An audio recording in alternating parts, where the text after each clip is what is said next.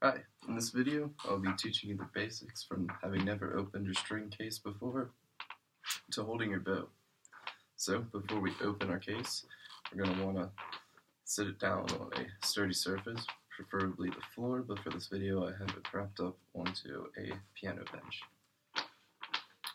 Now, once we have it set down on a sturdy surface, we're going to locate the handle, which is that.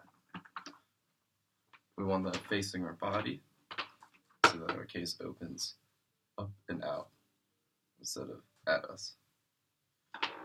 Once we have that, we're going to figure out what kind of locking mechanisms on your case. This one has 3 buckles. Some cases will have zippers, or Velcro and zippers. If it has a zipper, unzip it. But if it has a buckle, we're going to go ahead and pop the buckles off. We're going to open up the case. On the inside, we will see our bow along the top and our string instrument on the bottom sitting flat. Let's go ahead and take our instrument out, grab by the neck, the base, make sure you're holding it with a good grip that we don't drop it. And then we'll start to learn the parts from top to bottom.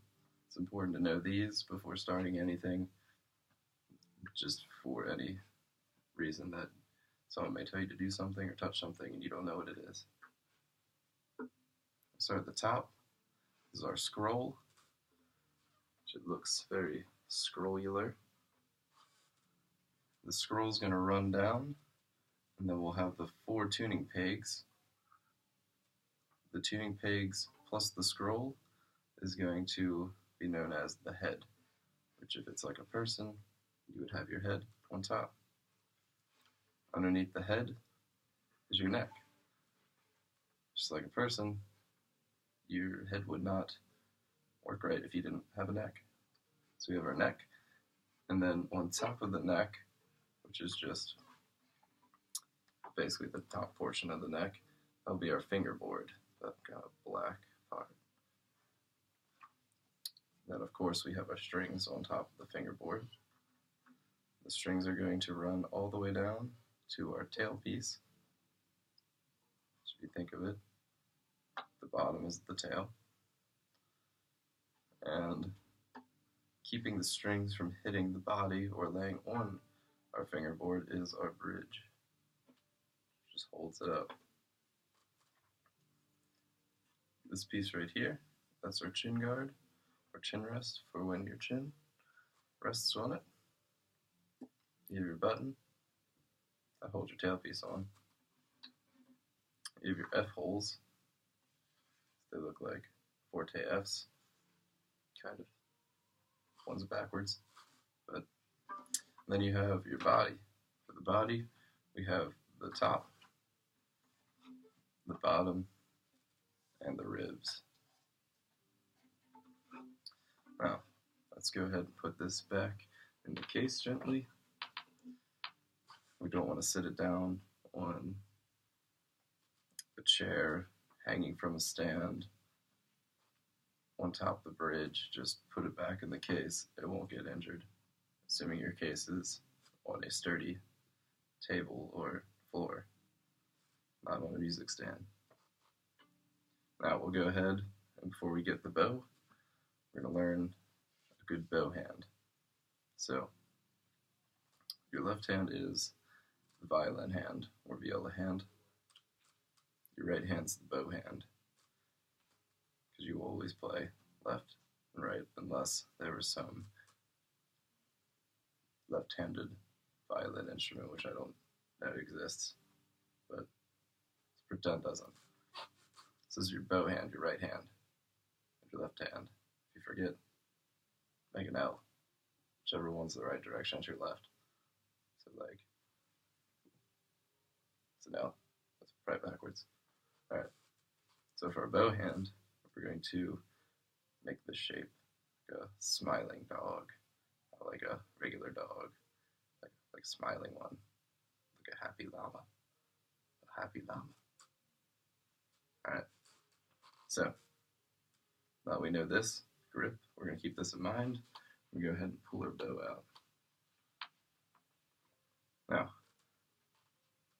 parts of the bow have our frog, which is this handle looking piece, and then we have our ferrule, which is this little shiny piece at the end of the frog. So, we're going to grab the bow with our violin hand, with our frog facing our bow hand. Now we're going to make that happy llama shape. We're going to take our thumb, place it right on the ferrule, just like this. Then we're going to wrap our pointer finger around, also touching the ferrule. Our ring finger is going to go into place. Our pinky is going to be placed upward, not at a slant or anything weird. Be nice and upright with a little bit of curve in it. And then our pointer finger is just going to fall down. So when you're done, it should be like this. That gives you the least amount of tension in your hand and most mobility.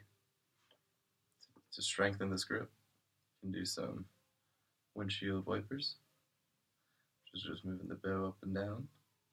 This will get your grip used to holding it and strengthen it.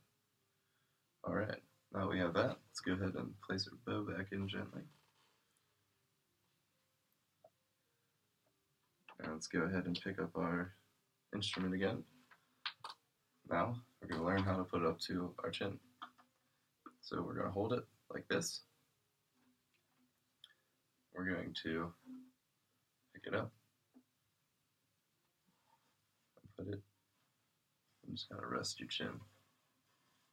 Should be like that. It'll be very uncomfortable if you don't have a sponge or something under it, so I recommend that. Yeah, it's just this kind of shape. But your hand on the neck has to be in the right position. So you want the neck resting in your hand, but you don't want it to be like this. This will make it very hard to get the strings. So we kind of want just a little gap. Goes like that, so you can, so it's comfortable to use on the strings. We're gonna put that up.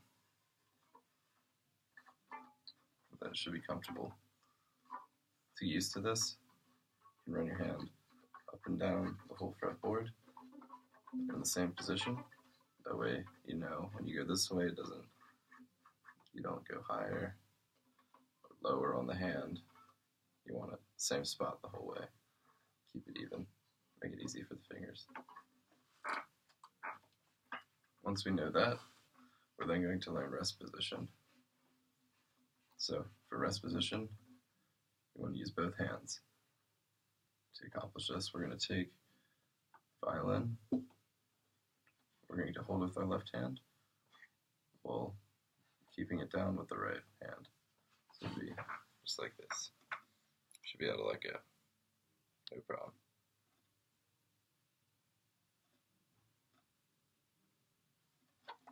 Alright, after all that, we can then take our instrument, gently put it back in the case, close it on up, buckle it down or zipper it up, and then you're good.